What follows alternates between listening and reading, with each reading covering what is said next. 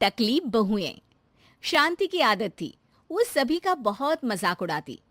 एक दिन उसके दरवाजे एक साधु बाबा आते हैं जिनके बाल लंबे लंबे होते हैं। बेटी, बाबा भूखा है, कुछ खाने को दे दे। हाँ बाबा आई, खाने को तो बनाया है लेकिन अपने लिए, आपके लिए तो ये ब्रेड है, ले लो। बेटी, बाबा रोटी खाना चाहता है। वो क्या है ना, सुबह से भिक्षा नहीं मिली, 2 रोटी तो बना दे। हाँ हाँ जरूर बना देती, ससुर है ना आप मेरे। वैसे बाबा, बालों में कौन सा तेल लगाते हैं जो इतने लंबे काले और घने बाल हैं? पहले राज बताओ, फिर मैं रोटी बनाती हूँ। बाबा को शांति की बात पर गुस्सा आ जाता है। तू बाबा का मजाक उड़ा रही है? जा, मैं तुझे श्राप देता हूं कि तू गंजी हो जाएगी। शांति बाबा की बात पर जोर जोर से हंसती है। श्राप? अरे श्राप तो ऐसे बोल रहे हैं जैसे भगवान हो। अरे इतनी ही बात पूरी हो जाती है तो भूखे क्यों घूमते हो? रोटी मांग लिया करो ना। मूर्ख लड़की, तू तो मजाक उड़ाने से बाज ही नहीं आ रही। मैं तुझे और श्राप देता हूं कि तेरे घर में जो भी औरत आएगी सब गंजी हो जाएगी। बाबा वहां से चला जाता है और शांति के बाल धीरे धीरे झड़ने शुरू हो जाते हैं और एक दिन तो वो पूरी टकली हो जाती है और वो अपने पति से कहती है, हाय रे, इस शहर का पानी भी ना कितना गंदा है।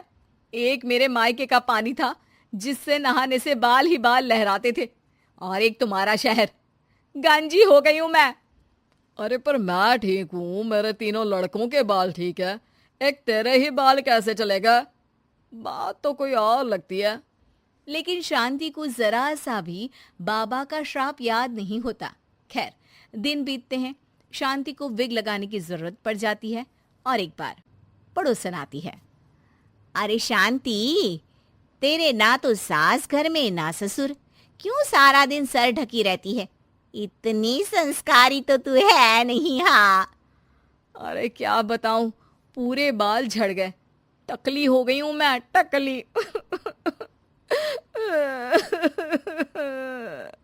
अरे अरे चुप कर शांति, कोई सुन लेगा।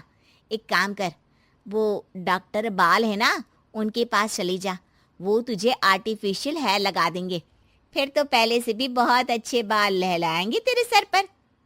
शांति डॉक्टर के पास जाती है। डॉक्टर उसे हैरानी से देखता है। क्या हो गया डॉक्टर साहब, कभी टकली औरत नहीं देखी क्या? अरे देखी तो है, लेकिन इतनी टकली नहीं देखी। इतनी टकली से क्या मतलब है? टकली तो टकली होती है ना। अरे नहीं नहीं बहन, मैंने अपने 30 साल के करियर में ऐसी टकली नहीं देखी। अरे ठीक है ठीक है, पहले मेरे सर में बाल उगाने का कितना लगेगा ये बताओ। डॉक्टर सर देखते हैं और कहते हैं, ना जी ना, कुछ नहीं हो सकता, आपके सर पर बाल उग ही नहीं सकते, अंदर तक बंजर है जी आपका सर। शांति मुंह लटकाकर घर आ जाती है। अब कभी वो नकली बाल लगाती तो कभी पल्ले से सर ढकती। दिन बीतते हैं और उसके 3 लड़के बड़े हो जाते हैं।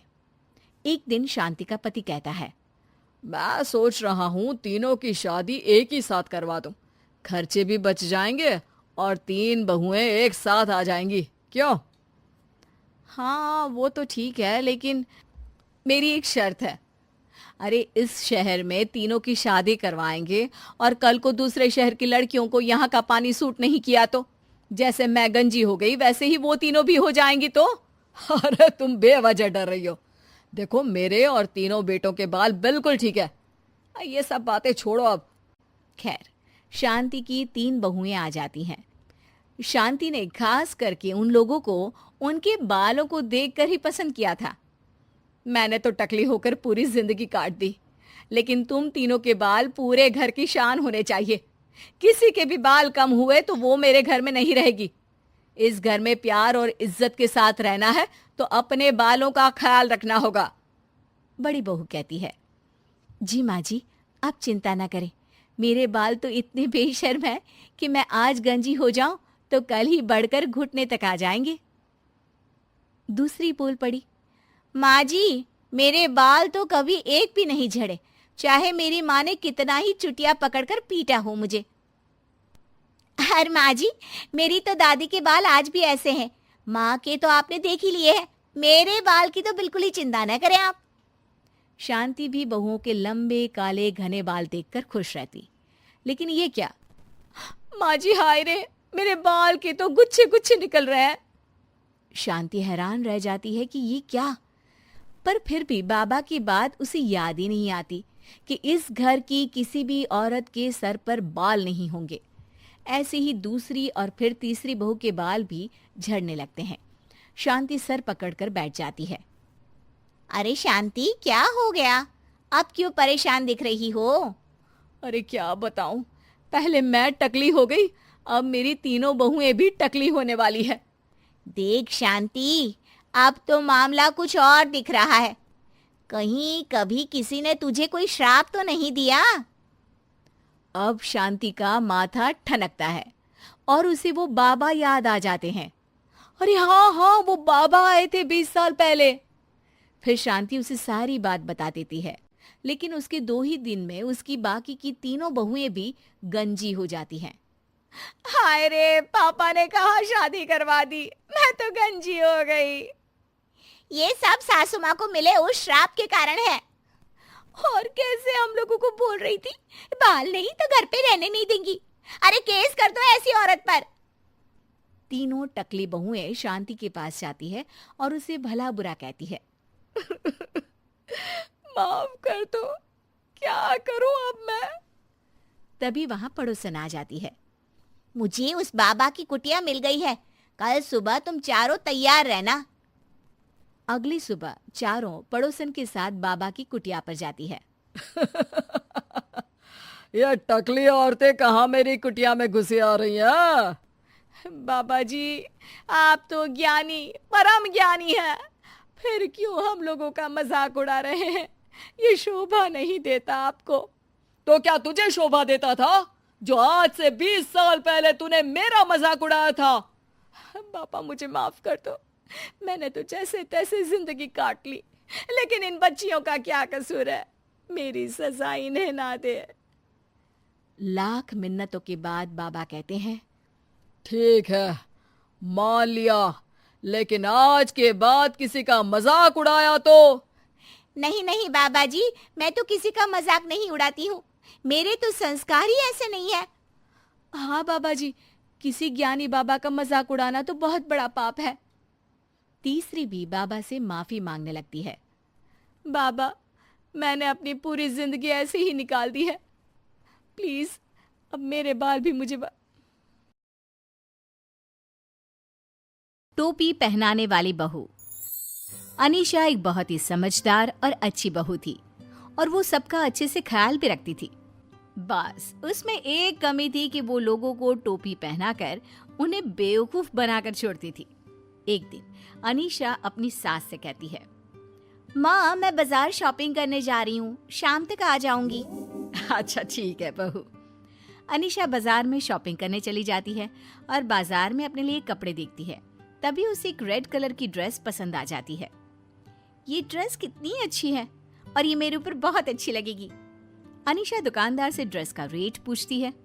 भैया, ये रेड वाली ड्रेस कितने की दी? 2000 रुपए की। क्यों भैया, 2000 रुपए? इतनी महंगी ड्रेस? अरे एकदम ओरिजिनल पीस है बहन जी। हाँ वो तो ठीक है, पर ड्रेस बहुत महंगी है, इसका दाम ठीक से लगा लो ना। अभी ये सेम ड्रेस मैंने आगे दुकान में देखी थी, 1000 रुपए में मिल रही थी। देखो बहन जी, ये एक ही पीस बचा है, चलिए आपके लिए 1500 लगा लेता हूँ, ठीक है? नहीं भैया, इस ड्रेस की तो मैं 1000 ही दूंगी। देखो तो इसका कपड़ा भी कितना हल्का है। अरे भैया, रेट ठीक कर लोगे तो मैं एक और ड्रेस ले लूंगी। फिर अनीशा एक और ड्रेस देखने लगती है। अच्छा ठीक है, चलिए 1000 ही दे दीजिए। फिर अनीशा एक और ड्रेस देखती है और कुछ देर बाद दुकानदार से कहती है, भैया एक काम करो, आप मुझे ये रेड वाली ही ड्रेस दे दो, दूसरी ड्रेस मैं फिर कभी आकर ले लूंगी। अरे मैडम, अभी तो आप कह रही थी कि मैं एक और ड्रेस ले लूंगी। क्या है ना भैया, फिलहाल मुझे ये रेड वाली ही दे दीजिए, क्योंकि मुझे कोई और समझ में ही नहीं आ रही। अनीशा दुकानदार को अपनी बातों से टोपी पहनाकर उसे बेवकूफ बना देती है और उससे 1000 रुपये में ड्रेस खरीद लेती है और फिर उसे उसके 1000 रुपये पकड़ा देती है और उससे ड्रेस ले लेती है। शॉपिंग तो हो गई, चलो अब घर चले। अनीशा ऑटो वाले को रोकती है और उसे अपने घर चलने के लिए कहती है। भैया चलोगे क्या? हाँ हाँ बहन जी, 100 रुपये लगेंगे। 100 रुपये? अरे भैया पास ही में तो है, 50 ले लेना। चलिए आप 80 दे देना। अरे भैया मेरा घर कोई ज्यादा दूर नहीं है, पास ही में है, रोज 40 में आती जाती हूँ, आप भी 40 ले लीजिएगा। अनीशा उस ऑटो वाले को अपनी बातों से उलझाकर उसे ऐसी टोपी पहनाती है कि वो 40 रुपए में उसके घर तक जाने के लिए तैयार हो जाता है। आधे रास्ते पहुंचकर ऑटो वाला अनीशा से कहता है, अरे बहन जी और कितनी दूर है आपका घर? बस भैया आ ही गया, ये जो सामने वाली गली है ना उसमें ले लेना।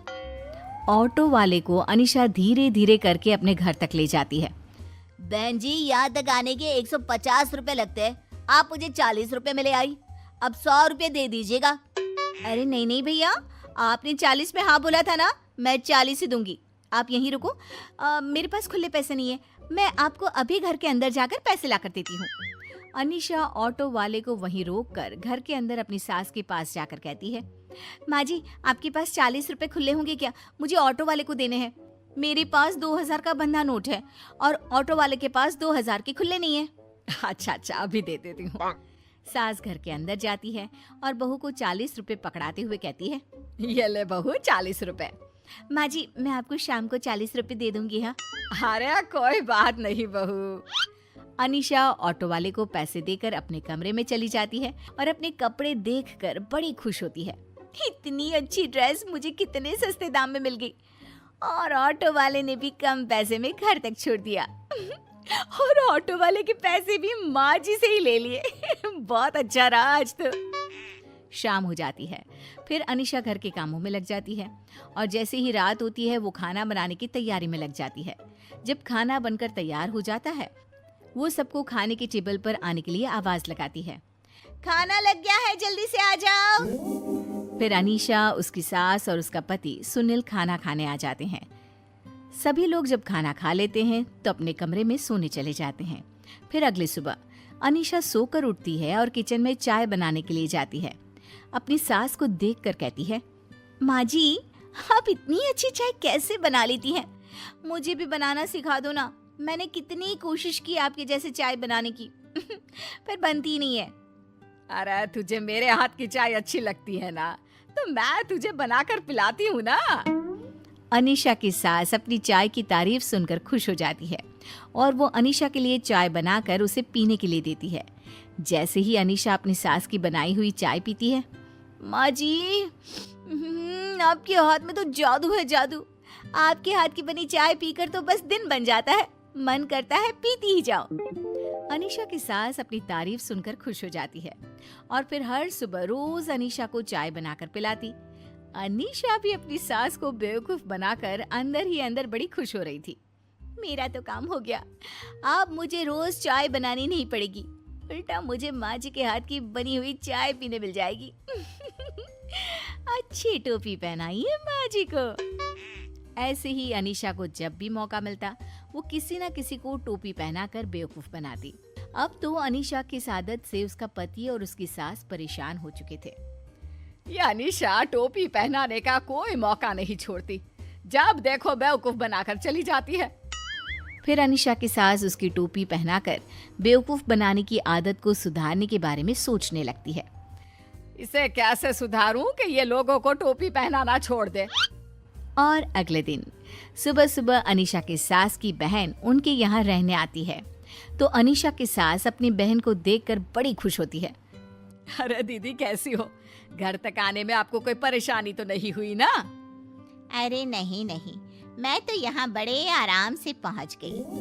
तभी अनीशा की सास की बहन अनीशा से कहती है, बहू तेरे पास 500 रुपए होंगे क्या? अब हाँ माँ जी। वो जरा बाहर ऑटो वाला खड़ा है, उसे जाकर दे दे। मेरे पास खुले पैसे नहीं, मैं तुझे बाद में दे दूंगी। अनीशा अपनी सास की बहन को मना नहीं कर पाती और ऑटो वाले को 500 रुपए दे देती है। मैं सबको टोपी पहनाती थी, आज मुझे ही मौसी जी ने टोपी पहनाकर बेवकूफ बना दिया। तभी अनीशा की सास की बहन अनीशा से पूछती है, बहू चाय वाय बना लेती हो या नहीं? जी वो माँ जी जितनी अच्छी चाय बनाना नहीं आता मुझे। अरे नहीं नहीं दीदी, अनीशा तो बड़ी ही अच्छी चाय बनाती है। तुम एक बार उसके हाथ की बनी चाय पियोगी तो तुम्हारा और मन करेगा कि हर बार उसके हाथ की ही चाय पीऊं। अनीशा कुछ नहीं बोल पाती और ना चाहते हुए सबके लिए चाय बनाकर लाती है। माँ जी चाय। जैसे ही अनीशा की सास की बहन चाय पीती है, वाह जी वाह, क्या चाय बनाई है तूने, मजा ही आ गया चाय पीकर। ऐसी हर रोज सुबह सुबह तेरे हाथ की बनी चाय मिल जाए तो बस मजा ही आ जाए। क्यों नहीं माँ जी, मैं हर सुबह आपको अपने हाथ की चाय बनाकर पिलाया करूंगी। तभी अनीशा की सास की बहन अनीशा के हाथ में सोने की चूड़ियां देखते हुए कहती है, बहू तेरी चूड़ियां तो बड़ी सुंदर है। है ना अच्छी? मुझे भी ऐसी ही चूड़ियां चाहिए थी, पर मुझे ऐसी डिजाइन की चूड़ियां कहीं मिली नहीं। बहू मेरे लिए तुम अपने जैसी चूड़ियां लाकर देना ना, मैं तुम्हें उनके पैसे दे दूंगी। अरे नहीं माँ जी, आपको पैसे देने की कोई जरूरत नहीं है, आप इन्हें ऐसे ही रख लीजिए, मैं और ले लूंगी। अनीशा ना चाहते हुए भी अपनी सास की बहन को चूड़ियां दे देती है। तभी अनीशा की सास अपनी बहन से कहती है, दीदी आपको पता है अनीशा बहुत बढ़िया खाना बनाती है। एक बार अनीशा के हाथ का खाना खाकर देखोगी ना तो उंगलियां चाटती रह जाओगी। हाँ नहीं नहीं माँ जी वो तो बस ऐसे ही, आप मेरी झूठी तारीफ क्यों कर रही हैं? अरे नहीं नहीं दीदी, अनीशा सच में बहुत अच्छा और स्वादिष्ट खाना बनाती है। अनीशा की सास ये सब कह रही थी, तभी अनीशा का पति भी आ जाता है और कहने लगता है, हाँ मौसी, अनीशा सच में बहुत ही अच्छा खाना बनाती है, बस इसकी जितनी तारीफ करो कम है। अनीशा अंदर ही अंदर रो रही थी, आज तो सबने मिलकर मुझे ही टोपी पहनाकर बेवकूफ बना दिया। अब से आगे से कभी भी मैं किसी को टोपी